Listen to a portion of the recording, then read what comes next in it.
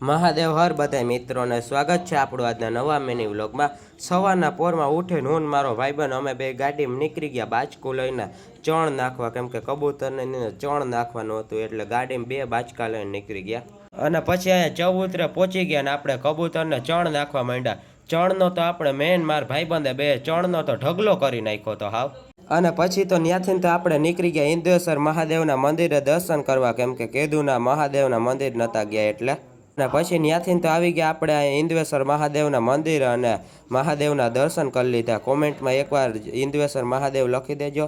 અને પછી ત્યાંથી તો આપણે બારામ ઘાટ સાઈડ આટો મારી લીધો અને ઘરે જતા હતા તો ગાડીમાં પેટ્રોલ પતી ગયું। પછી તો આપણે ગાડીમાં પેટ્રોલ પુરાવી લીધું અને પછી તો આપણે ત્યાંથી બધે રખડીને આવી ગયા આપણે આપણા ઘરે।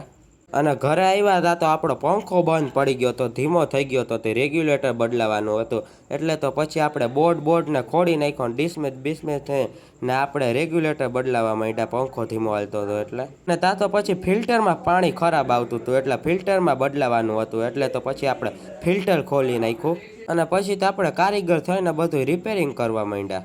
અને પછી ત્યાંથી તો આપણે બપોર થઈને ગાડી લઈને નીકળી ગયા રેલવે સ્ટેશને, કારણ કે આપણે પોરબંદર જવાનું હતું।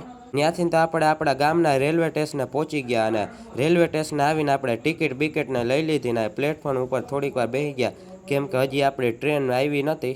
અને પછી તો સામેથી આપણી ટ્રેન માળો માર આવતી હતી એટલે તો પછી ટ્રેનને ઊભી રાખી આપણે અને ટ્રેનમાં બેસી ગયા અને પછી તો ટ્રેન માળો માર નીકળી ગઈ પોરબંદર જવા।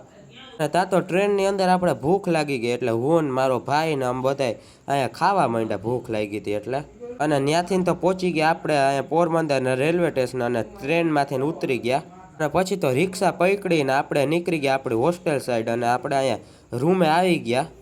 રૂમે આવ્યા તો રૂમે તો કોઈ નંબરે મળીએ આપણે નવા મિની વ્લોગમાં। વ્લોગ ગમ્યો તો લાઈક કરવાનું ભૂલતા નહીં। મહાદેવ હર।